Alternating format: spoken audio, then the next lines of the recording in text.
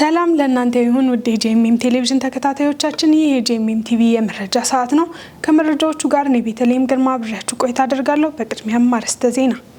ግሎባል አካባቢ የሚገኘው የኢትዮጵያ አማኑኤል ቤተክርስቲያን ይዞታ በፌዴራል ቤቶች ኮርፖሬሽን ለሌላ እምነት ተላልፎ መሰጠቱን ተከትሎ የኢትዮጵያ ወንጌል አማኞች አብያተ ክርስቲያናት ካውንስል አስቸኳይ ማስተካከያ እንዲደረግ ጠየቀ። በምስራቅ ኦሮምኛ የአነጋገር ዘይቤ ወይም ዲያሌክት የተዘጋጀው መጽሐፍ ቅዱስ ተመረቀ። ከውጪ ፌስቡክ እድሜያቸው ከ25 ዓመት በታች በሆኑ ወጣቶች ማለትም ጄኔሬሽን ዚ ዘንድ ብዙም ተፈላጊነት እንደሌለው ተመላከተ። እንድትከታተሉን እየጋበዝኩ ወደ ዝርዝር መረጃዎቹ አለፍኩ። ግሎባል አካባቢ የሚገኘው የኢትዮጵያ አማኑኤል ቤተክርስቲያን ይዞታ በፌዴራል ቤቶች ኮርፖሬሽን ለሌላ እምነት ተላልፎ መሰጠቱን ተከትሎ የኢትዮጵያ ወንጌል አማኞች አብያተ ክርስቲያናት ካውንስል አስቸኳይ ማስተካከያ እንዲደረግ ጠየቀ። የኢትዮጵያ ወንጌል አማኞች አብያተ ክርስቲያናት ካውንስል ዋና ጽሕፈት ቤት የአማኑኤል ህብረት ቤተክርስቲያን ላይ በመንግስት አካል የተፈጸመውን የመብት ጥሰት በተመለከተ አስቸኳይ ማስተካከያ እንዲደረግ ጠይቋል። ካውንስሉ በመልእክቱ የአማኑኤል ህብረት ቤተክርስቲያን በካውንስሉ በህግ ተመዝግባ የምትንቀሳቀስና ላለፉት ረጅም ዓመታት መንፈሳዊና ሁለንተናዊ ተግባራትን በሀገር ውስጥና በመላው ዓለም ስታከናውን የቆየች ቤተ እምነት መሆኗን ገልጾ ቤተክርስቲያኒቱ እንደ ማንኛውም የሃይማኖት ተቋም ከአዲስ አበባ ከተማ አስተዳደር ለስርዓተ አምልኮ ማስፈጸሚያ የሚሆን ቦታ በቂርቆስ ክፍለ ከተማ ወረዳ 02 እንድትረከብ በተወሰነላት መሰረት አስፈላጊውን ካሳ ከፍላ ያለ ቤቱን ማስረከብ የነበረበት የፌዴራል ቤቶች ኮርፖሬሽን በልዩ ልዩ ምክንያት ተፈጻሚ ሳያደርግ ቆይቷል ብለዋል። ከዚህም በተጨማሪ አስፈላጊውን ክፍያ አከናውና ላለችው የአማኑኤል ህብረት ቤተክርስቲያን ማስረከብ ሲገባው ይባስ ብሎ ቦታውን ለእስልምና እምነት ተከታዮች መስጠቱን በመስማታችን የተሰማን ቅሬታ ከፍተኛ ነው ብለዋል። ይህ አይነቱ አሰራር በሃይማኖት ተቋማት መካከል ሊያስከትል የሚችለው ግጭት ከግምት ውስጥ ያላስገባ በመሆኑ በአስቸኳይ እንዲታረም ስንጠይቅ በሀዘን ነው ያለ ሲሆን የተወሰደው ኢፍትሐዊ እርምጃ ሃይማኖትን ከሃይማኖት እንዲሁም በህዝብ መካከል ከሚፈጠረው ግጭት ባሻገር የፍትህ ስርዓቱን አደጋ ላይ የሚጥል በመሆኑ ጉዳዩ የሚመለከታቸው አካላትም ይህንን ተግባር እንዲያስቆሙልን በአክብሮት እንጠይቃለን ብሏል።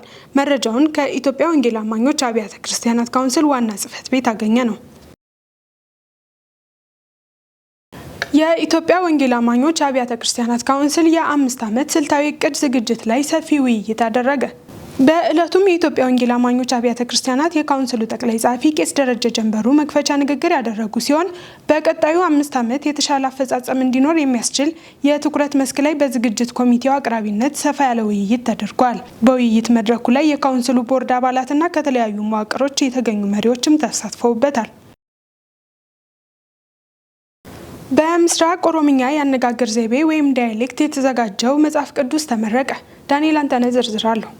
ላለፉት በርካታ ዓመታት በምስራቅ ኦሮሚያ የአነጋገር ዘይቤ ወይም ዳያሌክትስ የትርጉም ስራው ሲከናወን የነበረው የኦሮምኛ መጽሐፍ ቅዱስ ታኅሳስ 11 ቀን 2018 ዓ.ም የአብያተ ክርስቲያናት መሪዎች፣ ባለስልጣናት፣ ከውጭ የተጋበዙ የድጋፍ ሰጪ ተቋማት ተወካዮችና የአጋር ድርጅት ተወካዮች፣ የማህበረሰብ መሪዎችና ምዕመናን በተገኙበትም በድሬዳዋ ከተማ በድምቀት ተመርቆም ለስርጭትም በቅቷል። በምርቃት መርሃ ግብሩ ላይ የተገኙት የአብያተ ክርስቲያናት መሪዎች ባደረጉት ንግግርም የዚህ ትርጉም ስራ መጠናቀቅ በምስራቅ ኢትዮጵያ ለሚገኙ አብያተ ክርስቲያናት ሐዋርያዊ ተልኳቸውን በተገቢ መንገድ እንዲፈጽሙ እንዲሁም የቋንቋው ተናጋሪዎች ክርስቲያኖች የእግዚአብሔር ቃል የሆነውን መጽሐፍ ቅዱስን በአፍ መፍቻ ቋንቋቸው በቀላሉ እንዲያነቡና እንዲረዱ እምነታቸውንም የበለጠ እንዲያጠናክሩ ከፍተኛ ጠቀሜታ እንዳለውም ገልጸዋል። የትርጉም ስራው በምስራቅ ኢትዮጵያ የሚገኙ አብያተ ክርስቲያናትና ከፍተኛ ቁጥር ባላቸው የቋንቋ ተናጋሪ ምዕመናን በቀረቡት ጥያቄ በ1983 የተጀመረ ሲሆን በ1995ም የአዲስ ኪዳን ስራው ተጠናቆ ለምርቃትና ለስርጭት እንደበቃም ተገልጿል። በመቀጠልም ወዲያውኑ በ1996 ዓ.ም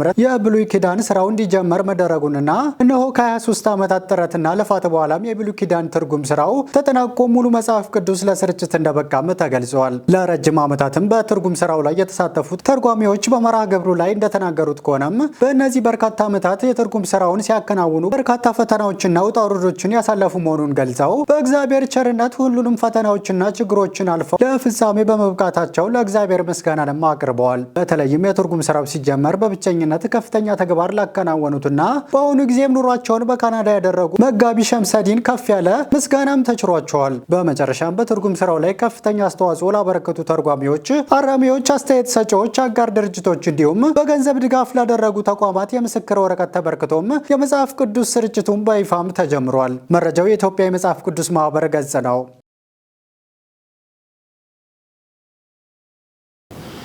የኢትዮጵያ ሙሉ ወንጌል አማኞች ቤተክርስቲያን የልጆች ወጣቶች ቤተሰብ አገልግሎት የልጆች ስርዓተ ትምህርት የአሰልጣኞች ስልጠና ተካሄደ።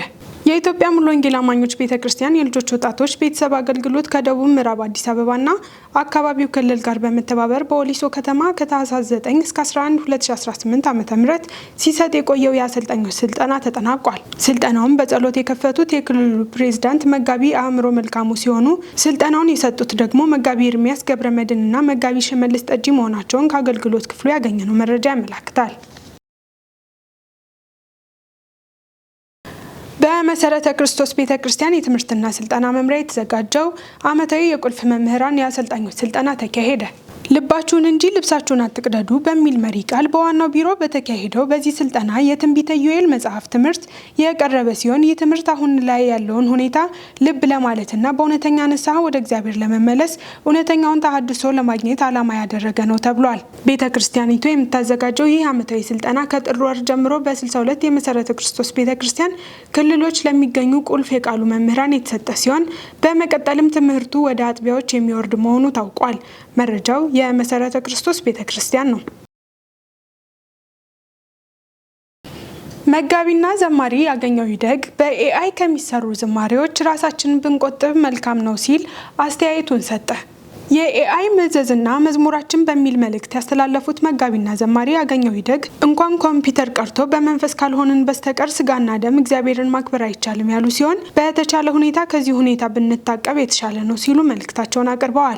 እግዚአብሔር የኤአይ መስዋዕትን አይቀበልም ያሉት መጋቢና ዘማሪ ያገኘው ይደግ በኤአይ የተዘመረ መዝሙር እንኳን እግዚአብሔርን ሰውን አያስደስትም ብለዋል። መጋቢና ዘማሪ ያገኘው በመልእክቱ እግዚአብሔር የሚወደው ከተከበረ ልብ የሚዘጋጅ ዝማሬ እንደሆነ ማክሎ በመናገር በአሁኑ ሰዓት በርካታ አርቲፊሻል የሆኑ ነገሮች ወደ ቤተ ክርስቲያን እየገባ እንደሆነ ጠቅሰው ራሳችንን ልንጠብቅ ይገባል ብለዋል። መረጃውን ከክርስቲያን ኒውስ ወሰድ ነው። በደቡብ ወሎ ዞን ለገሂዳ ወረዳ በረዶ ቀላቅሎ የጣለ ዝናብ ሰብል ላይ ከፍተኛ ጉዳት አደረሰ። በደቡብ ወሎ ዞን ለገሂዳ ወረዳ 016 ጠላንታ ቀበሌ ነሐሴ 13 2018 ዓ.ም ከቀኑ 10 ሰዓት ጀምሮ በረዶ ቀላቅሎ በጣለ ከባድ ዝናብ በአርሶ አደሮች ሰብል ላይ ከፍተኛ ጉዳት መድረሱ ተገለጸ። የቀበሌው ስራ አስኪያጅ አቶ አህመድ እንድሪስ እንደገለጹት በደረሰው የተፈጥሮ አደጋ 489 አርሶ አደሮች ይጠቀሙበት የነበረ 228.25 ሄክታር መሬት ሙሉ በሙሉ በሚባል ደረጃ ጉዳት ደርሶበታል። በአደጋው ጉዳት የደረሰባቸው ሰብሎች መካከል ጤፍ፣ ስንዴ፣ ጓያ፣ አብሽና ሽምብራ ይገኙበታል የተባለ ሲሆን ይህም በመከታ ላይ በነበሩ ሰብሎች ላይ በመድረሱ በአካባቢው አርሶ አደሮች ላይ ከፍተኛ የኢኮኖሚ ኪሳራ ሊያስከትል እንደሚችል ተመላክቷል። የቀበሌው አስተዳደር የአደጋውን መጠን ዝርዝር መረጃ በማሰባሰብ ላይ እንደሚገኝና ለሚመለከታቸው የመንግስት አካላት ሪፖርት መደረጉን ስራ አስኪያጁ አክለው ገልጸዋል። ዘገባው የመናኸሪያ ሬዲዮ ነው። ተመልካቾቻችን አሁን ደግሞ ከውጭ ወዳገኘናቸው መረጃዎች አለፍኩ። የሱዳኑ ጠቅላይ ሚኒስትር ካሚል እንድሪስ የሱዳንን ጦርነት ይቋጫል ያሉትን የሰላም እቅድ ለተመድ የጸጥታው ምክር ቤት አቅርበዋል።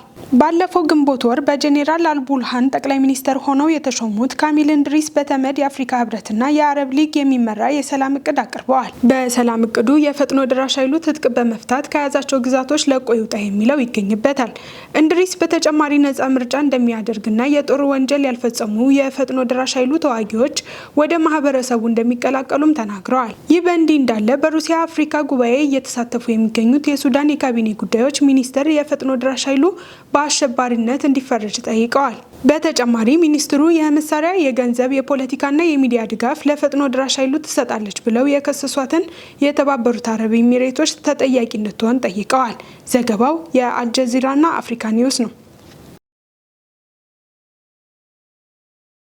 በመጨረሻም ፌስቡክ እድሜያቸው ከ25 ዓመት በታች በሆኑ ወጣት ማለትም በጄኔሬሽን ዚ ዘንድ ብዙም ተፈላጊነት እንደሌለው ተመላከተ።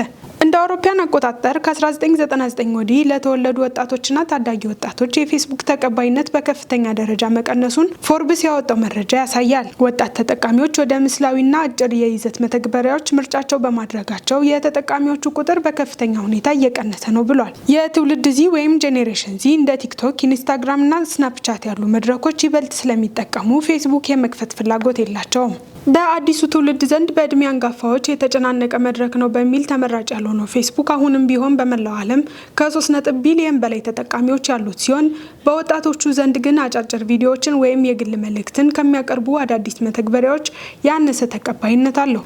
በ2025 ስፕሮት ሶሻል ኢንዴክስ በተሰራው ጥናት መሰረት 89% የጄኔሬሽን ዚ የማህበራዊ ሚዲያ ተጠቃሚዎች ኢንስታግራምን ሲያስቀድሙ 84% ዩቲዩብ እና 82% የሚሆኑት በቲክቶክ ላይ ይገኛሉ።